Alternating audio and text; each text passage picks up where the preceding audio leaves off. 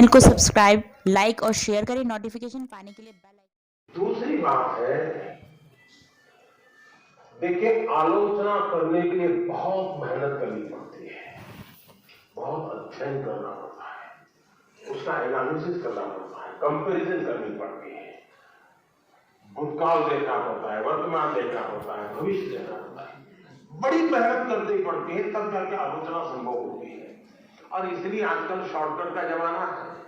कभी कभी तो लगता है कि आप अपने से भी ज्यादा गैजेट को ज्यादा स्मार्ट मान लेते हैं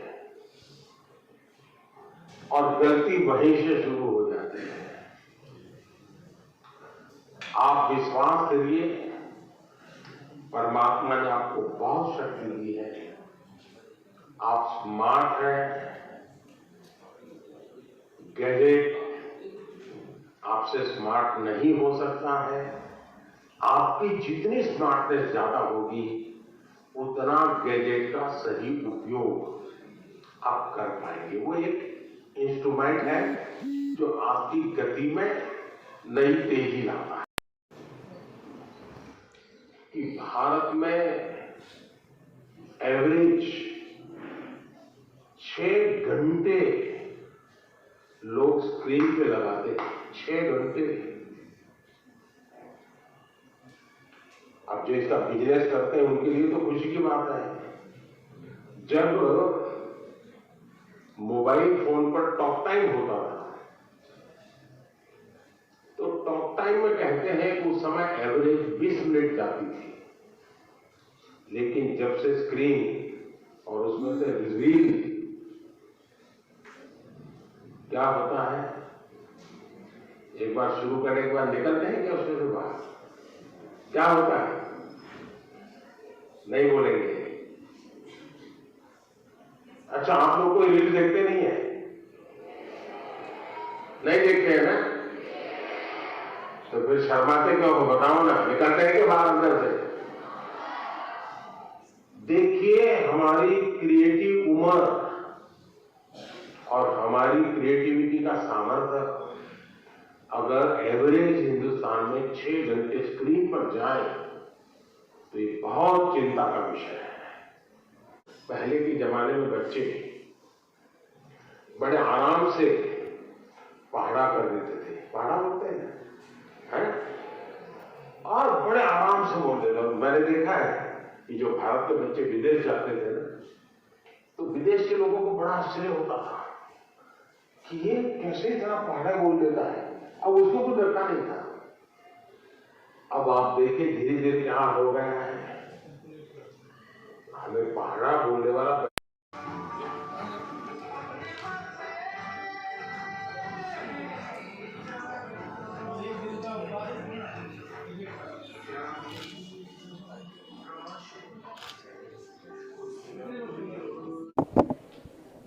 जय हिंद दोस्तों, आज की बात न्यूज़ पर एक बार फिर से स्वागत है।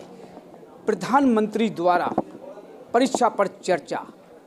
आज फर्रुखाबाद जिला के हमारे सांसद श्री मुकेश राजपूत जी आज की बात पर पहली बार कैद हुए हैं कैमरे के सामने।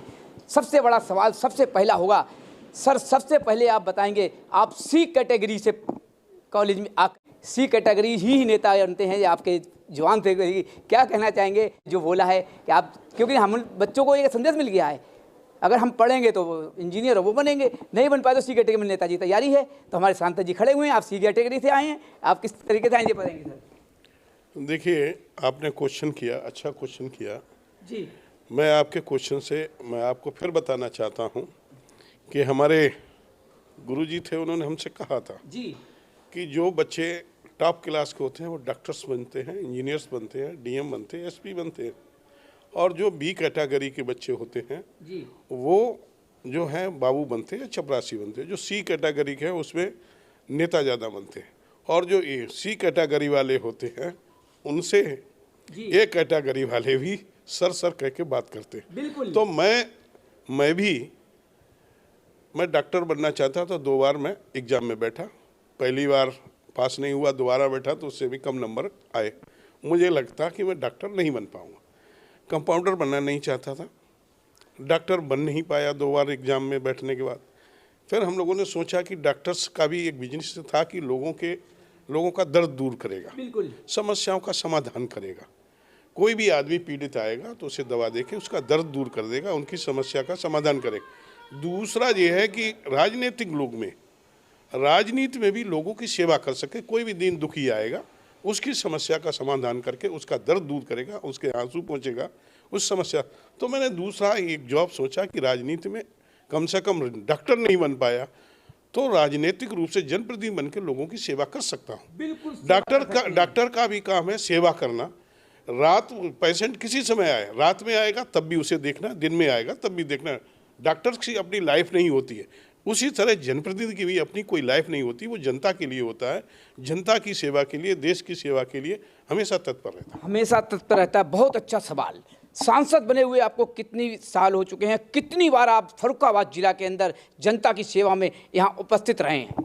मैं सेकंड टर्म में सांसद हूँ, 8 वर्ष कंप्लीट हो गए, 9वां साल चल रहा है।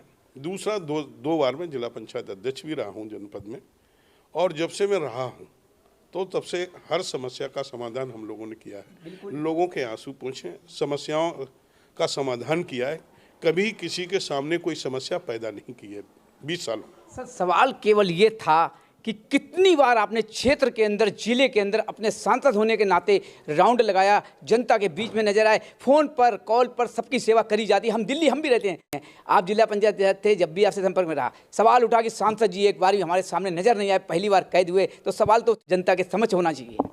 देखिए, आपने जो कहा है आपको जानकारी नहीं होगी। जी बताइए। मैं जनता के बीच में ही रहता हूँ। मैं जितना फर्रुखाबाद जनपद में जो हाउस चलता है तभी दिल्ली रहता हूँ, शेष समय पर फर्रुखाबाद में रहता हूँ। और फर्रुखाबाद में रह के दिन में सुबह 10 बजे से लेके 8 बजे से लेके और 12-11 बजे तक घर पर समस्याएं लोगों की सुनता हूँ। फिर क्षेत्र के लोगों से मिलना, ब्याह है, बारात है, या कोई भी पार्टी का कार्यक्रम है, या कोई किसी तरह से वैसे कोई वर्क का काम है, उनमें ही पार्टिसिपेट करता हूं। और सुबह 8 बजे से लेके शाम को 12 बजे तक माननीय प्रधानमंत्री का पॉजिटिव हार्ड वर्क करिए, वही पॉजिटिव हार्ड वर्क करते हुए मैं यहाँ आया हूँ। 31 साल की उम्र में जिला पंचायत अध्यक्ष बना था, आज 53 साल का हो गया। 53 साल का हो गया तो आप देख रहे होंगे हार्ड वर्क किया होगा, तभी पॉजिटिव किया होगा, तभी यहाँ नेगेटिव वाले 1 साल में ही ढेर हो जाते हैं। अब छात्राओं को क्या संदेश देंगे? आज प्रधानमंत्री जी का परीक्षा पर चर्चा रही है, प्रधानमंत्री जी ने साफ कहा कि बच्चों को बराबर पॉजिटिव हार्ड वर्क करना चाहिए और बराबर कहीं पर भी परीक्षा का दबाव नहीं लेना चाहिए। परीक्षा के ऊपर बच्चे जो है कि परीक्षा आ रही, क्योंकि गुरुजनों का भी होता है कि हमारे बच्चे पूरे जनपद में या प्रदेश में टॉप बने, बोर्ड में टॉप आए, ये होता है। बच्चे भी, गार्जियंस भी सोचते हैं हमारे बच्चे टॉप आए, और बच्चे भी सोचते हैं कि मुझे इस जनपद में अपने कॉलेज में टॉप आना है। तो कहीं ना कहीं उनके ऊपर परीक्षा का ओवरलोड हो जाता है, उनके ऊपर दबाव, मानसिक दबाव आ जाता है, वो डिप्रेशन में कभी कभी चले जाते हैं। तो डिप्रेशन में जाने की आवश्यकता नहीं, क्योंकि आज जो परीक्षाएं हैं वो परीक्षाओं में पास होना उसे एंजॉय के रूप में, एक पर्व के रूप में, एक त्यौहार के रूप में लेना चाहिए, ना कि उसे अपने मन मस्तिष्क में किसी तरह से उसका लोड नहीं आना चाहिए। परीक्षा आज कोई मेरिट के आधार पर नहीं, उसकी योग्यता के आधार पर आगे सर्विस भी मिलनी है। ये जरूर अच्छे नंबर आए, ये ठीक है, लेकिन कहीं उसके लिए हार्ड वर्क करिए, लेकिन हार्ड वर्क के साथ में कहीं मानसिक रूप से तनावग्रस्त मत रहिए। बिल्कुल। देखिए यहाँ पर 2 स्टूडेंट भी हैं, इनसे भी जानना चाहूँगा, क्या नाम है बेटा? निष्ठा शुक्ला। जिस तरीके से हमारे सर ने एक जवाब दिया, हकीकत ये है, सी कैटेगरी की आप जाना चाहते हैं राजनीति के अंदर, या आप एक अच्छे काबिल हमारे देश का नाम रोशन करने के लिए? देखिए राजनीति में देश का नाम रोशन नहीं होता है, हम सांसद के साथ में, आप भी सांसद के साथ में, पीछे से नेताजी कोई काम नहीं करते हैं। सवाल कर रहा है, कड़वा भी है, लेकिन सवाल ये है कि हम देश के लिए होनहार किस तरीके से बनेंगे, आप ये बताएं। सर मेन मोटिव तो ये होना चाहिए कि हम सेवा कैसे कर सकते हैं आपस के लोगों के। मेरी चॉइस ये है कि हम इंजीनियर बनेंगे। जी बिल्कुल, बहुत तो सैलरी तो आनी है, लेकिन अपना कुछ % भी डोनेट भी तो किया जाता है, उस तरह से हम सेवा करेंगे। बच्चे क्या कहते हैं ऑर्फनेज में रहते हैं, उनकी सेवा करी जाती है। हमेशा राजनीति से ही सेवा नहीं होती, हमेशा डॉक्टर बन के ही नहीं होती। अपने अपने तरीके होते हैं। बिल्कुल तरीके अपने अपने होते हैं और कहा रहा कि हमारे देश के अंदर लक्ष्मी का रूप रहा है। कितनी बढ़िया छात्रा ने बात कही है कि सेवा करने का एक मोटिव होना चाहिए, कुछ सेवा के लिए हमें डोनेट भी करना चाहिए और उनको उभार के लाए, उसके बाद ही आप तय कर पाएंगे कि हमें करना क्या है। बहुत ही अच्छी बात है। तो ये जो सूत्र उन्होंने दिया है कि आप स्मार्ट हार्ड वर्क, वो इन युवाओं को, ये जो हमारे देश के भविष्य है, इनको करना चाहिए और अपनी आगामी परीक्षाओं के लिए जो उनके दिशा निर्देश हैं उसके अंतर्गत इनको अपनी तैयारी